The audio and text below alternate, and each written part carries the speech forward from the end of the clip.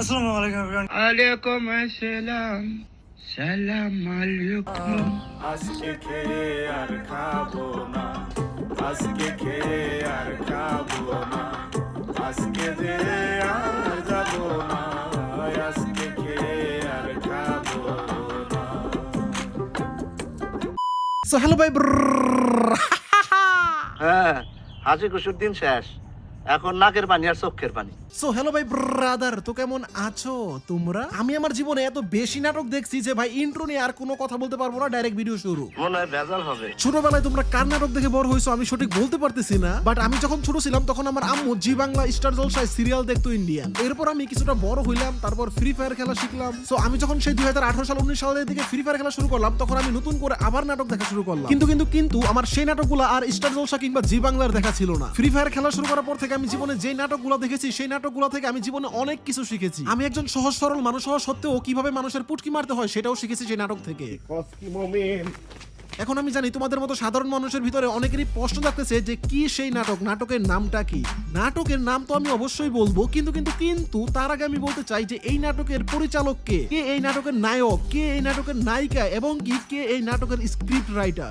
কিন্তু আমার পরের লাইনগুলো শোনার সাথে সাথে আপনারা নিজেরা বোকাচোদা দাবি করবেন। কেন না আমি যেই নাটকের কথা বলতেছি সেই নাটকের যিনি নায়িকা তিনিই হচ্ছে নায়ক, যিনি হচ্ছে স্ক্রিপ্ট রাইটার তিনিই পরিচালক, যিনি পরিচালক তিনিই আবার ডিরেক্টর। জি হ্যাঁ, তিনি আর কেউ নন। তোমরা যারা ফ্রি ফায়ার খেলো তোমরা তাকে খুব ভালো করেই চিনো। তাকে এই ফ্রি ফায়ার গেমের প্রত্যেকটা পুরাতন প্লেয়াররা ইটস কাল্লু নামে চিনতো। যেহেতু আমি এখন ভালো হয়ে গেছি এই জন্য তাকে আমি আর ইটস কাল্লু বলে ডাকবো না, তাকে আমি ইটস কাব্য বলে ডাকবো। সেই 2019 সাল থেকে এই বান্দা নাটক করতে করতে এখন এই পর্যন্ত চলে আসছে। বাট বেঞ্চত মজার কথা হচ্ছে এই বান্দা এখনো নাটক ছাড়তে পারে নাই। সব থেকে আশ্চর্যের বিষয়টা হচ্ছে এই বান্দা কিছুদিন আগে উমরা করে আসছে, উমরা করে এসেই আবার নতুন একটা নাটক শুরু করে দিচ্ছে। বিশ্বাস করেন রাসেল ভাই, এই বোকাচোদা ভিউজের জন্য সবকিছুই করতে পারে, বাকি আছে শুধু ওর বউ ব্যবসা করা। আমি আপনাকে চ্যালেঞ্জ দিয়ে বলতে পারি ওর ভিউজ যখন আরো কমে যাবে, নতুন নাটক করার পরও যখন ভিউজ আসবে না, ঠিক তখনই এই বোকাচোদা ওর বউকে নিয়ে হাজির হবে। আমার এই কথার সাথে তোমরা যারা নতুন ফ্রি ফায়ার প্লেয়ার আছো তোমরা হয়তো একমত হবা না, কিন্তু খুব বেশি না। যারা 2019 সালের আগে থেকে ফ্রি ফায়ার খেলে তারা আমার কথার সাথে অনেক আগেই একমত হয়ে গেছে। আচ্ছা কাব্য ভাই শুনেন, যখন আপনার ইনকাম কমে যাবে মানে ভিউজ কমে যাবে, তখন এরপর থেকে আর বকচুদগিরি করবেন। আপনি কি জানেন না আমি একজন দুবাইয়ের সার্টিফাইড ট্রেডার? এই যে দেখেন স্ক্রিনে আমি আমার সার্টিফিকেটটা শো করেছি, আপনি চাইলে স্ক্যান করে ভেরিফাই করতে পারেন। এন্ড এছাড়াও দেখবেন যে ট্রেডিং প্ল্যাটফর্ম কটেক্স এর লিডার বোর্ডে মাঝে মধ্যে আমার নাম আসে। সো আপনার যখন টাকা লাগবে আমি আপনাকে সবার সামনে কথা দিলাম ভাই, আমি আপনারে প্রফিট করাই দিব সবার সামনে লাইভে আইসা। সো আপনার জন্য এবং যারা এই ভিডিওটা দেখতেছেন তাদের জন্য আমি কিন্তু আমার টেলিগ্রামের আইডির লিংক কিন্তু ডেসক্রিপশন বক্স এন্ড প্রথম কমেন্ট বক্সে দিয়ে রাখছি। যারা আমার কাছ থেকে ট্রেডিং শিখতে চান একদম ফ্রিতে এবং ফ্রিতে সিগন্যাল পেতে চান, এখনই আমাকে মেসেজ করেন। সো যাই হোক, এখন আসল কথায় আসি।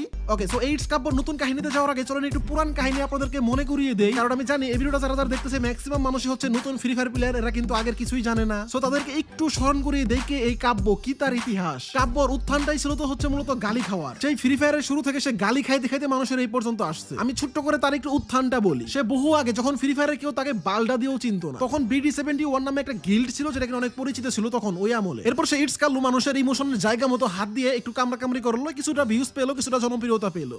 বাট সেটা ছিল তার জন্য খুবই ক্ষুদ্র, এই জন্য সে বড় জায়গায় হাত দিল। তখন একটা ফ্রি ফায়ারের ইউটিউবার ছিল বেশ জনপ্রিয়, তার নাম হচ্ছে পকিটপো। এটা তো ভাই তোমরা যারা নতুন আছো না, আমি শোনো না, আমি ভালো করেই জানি। এই কাল্লু চুতনা করলো কি ভিউজের জন্য সে পকিটপোর পুটকিতে আঙ্গুল ঢুকাইলো। সো যেহেতু সেই সময় পকিটপো অনেক জনপ্রিয় ছিল, এই জন্য সে বেশ ভালো ভিউজ পাইলো। ভিউজ পেলে কি হবে, কমেন্ট বক্সে তো সবাই ওরে গাইলেই তো। কাব্যর ইতিহাসে সে কখনোই তার কমেন্ট বক্স দেখে না, সে শুধু দেখে তার ভিউজ। এরপর একদিন লাইভে গিয়ে ইচ্ছা করে আজানের সময় গালিগালাজ করতেছিল, একজন তাকে বললো যে ভাই আজান দিচ্ছে, গালিগালাজ করেন না।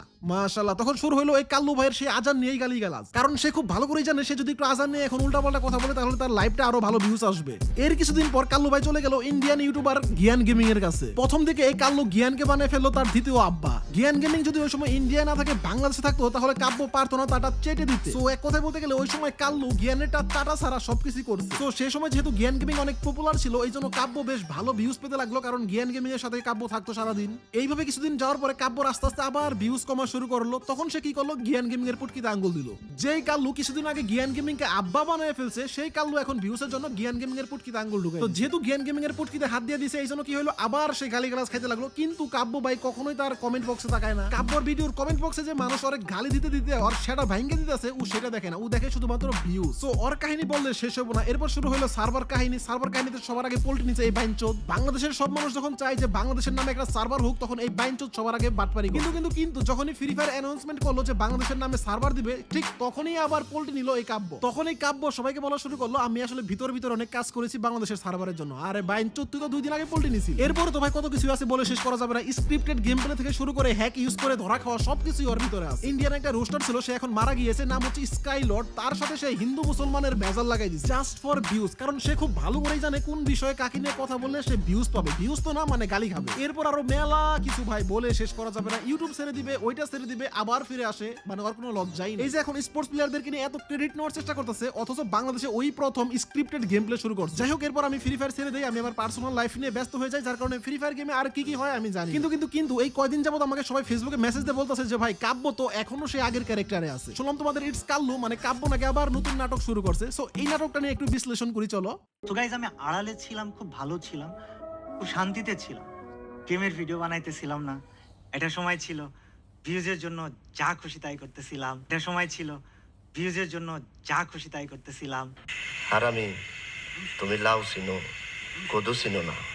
আহারে কাবু ভাই, বিশ্বাস করেন আপনার বয়স হয়েছে কিন্তু বুদ্ধি এখনো পাঁচার নিচেই আছে। অবশ্য ঠিকই আছে, কমিউনিটিতে যা দেখলাম কোনো রোস্টার নেই, আর যারা আছে তারা শুধু চাটতে ব্যস্ত। তাই বলে কি এতই সস্তা নাটক বানাইবেন যে মানুষ বুঝাই যাইবো যে আপনি একটা বোকাচোদা বাটপার? বিশ্বাস করো, এই ইটস কাল্লুর প্রত্যেকটা নাটকের পিছনে কাহিনী এক, সেটা হচ্ছে তার ভিউজ। তার ভিউজ কমে গেলে সে সবকিছুই করতে পারে। এটা সময় ছিল ভিউজের জন্য যা খুশি তাই করতেছিলাম। যাক, চোর হইলেও ইমানদার আছে, একটু হইলেও স্বীকার করছে। শুনেন, কাপড় এই নতুন নাটক করার পিছনে রহস্য জানতে হলে আপনাকে যেতে হবে একটু পিছনে। বেশি পিছনে যেতে হবে না, মাত্র 1 থেকে 2 মাসের পিছনে গেলেই হবে। তোমরা যদি কাপড় ইউটিউব চ্যানেলে যাও এন্ড তার 1 থেকে 2 মাসের আগের ভিডিওর ভিউজ গুলো লক্ষ্য করো, দেখবা তার এভারেজে ভিউজ হচ্ছে 1.5 লাখ থেকে সর্বোচ্চ 2 লাখ। এখন কথা হচ্ছে ভাই, আপনারাই বলেন, ইউটিউবের ভিউজ মাত্র 1.5 লাখ থেকে 2 লাখ যদি ভিউজ আসে, তাহলে কি তার সংসার চলবে? তো সংসার যেহেতু চলতেছে না, আর সংসার যেহেতু চালাইতে হবে, এই জন্য ভাই কি করলো, নতুন একটা নাটক সাজাইল। আর মাশাআল্লাহ, ভাইয়ের এই নাটকটা শেষ হওয়ার পর তার ভিউজ দেখছেন ভাই, এখন 4 লাখ থেকে 6 লাখ পর্যন্ত তার ভিউজ হয়। এখন আপনারাই বলেন ভাই, কই ছিল সেই 1.5 লাখ থেকে 2 লাখ ভিউজ, আর কই এখন 4 লাখ থেকে 6 লাখ? বিষয়টা যদি এখনো না বুঝেন, তাইলে ভাই আর আমি আপনারে বুঝাইতে পারবো না। জাস্ট একটা ছোট নাটকের জন্য তার ভিউজ প্রায় 2 থেকে 3 ডাবল হয়ে গেছে। So that's mean views double মানে হচ্ছে ইনকামও ডাবল। সো আশা করি তোমরা বুঝতে পারছো কেন তোমাদের ইটস কাল্লু ভাই এই নতুন নাটকটা সাজিয়েছে। ভাই আমার উমরা করে আসছে মাত্র 1 মাসও হয় নাই, কিন্তু আইসাই সবাইকে আগে বোকাচোদা বানাইছে। আপনারা কি জানেন এই বোকাচোদারে কেন মানুষ ইটস কাল্লু বলতো আগে? ওর চেহারা কালা, এই জন্য ওরে কেউ ইটস কাল্লু বলতো না। ওরে সবাই ইটস কাল্লু বলতো এই জন্য কারণ ওর মন কালো। ওকে, সো অনেক তো হলো ইটস কাব্যর বিরুদ্ধে কথা বলা, এখন একটু ওর পক্ষে কথা বলি। দেখেন, মানুষের সব থেকে বড় মনুষ্যত্ব হচ্ছে তার মানবতা। সো আশা করি এখন আমি যে কথাগুলো বলবো আপনারা এই কথাগুলো মানবতার খাতিরে দেখবেন। এই ইটস কাব্যর বাড়ি কই জানেন?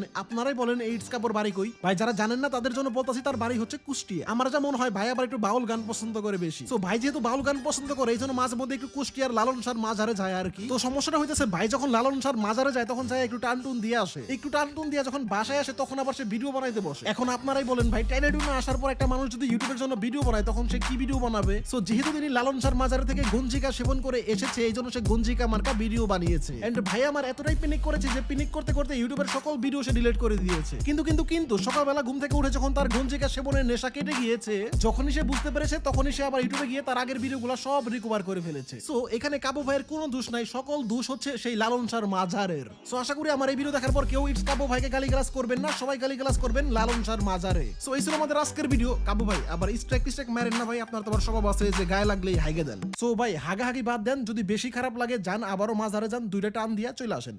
ভাই গাঞ্জার নেশা আবার কাইটে গেলে আমাকে টেলিগ্রামে মেসেজ দিন। টেলিগ্রামের লিংক দেখেন প্রথম কমেন্ট বক্স আর ডেসক্রিপশন বক্সে দেওয়া আছে। ইনশাআল্লাহ আমি আপনারে কইতেছি, এসব বকচোদামি ছাড়াই আপনি প্রতি মাসে লাখ লাখ টাকা ইনকাম করতে পারবেন, এবং আপনার মতো সবাই পারবে।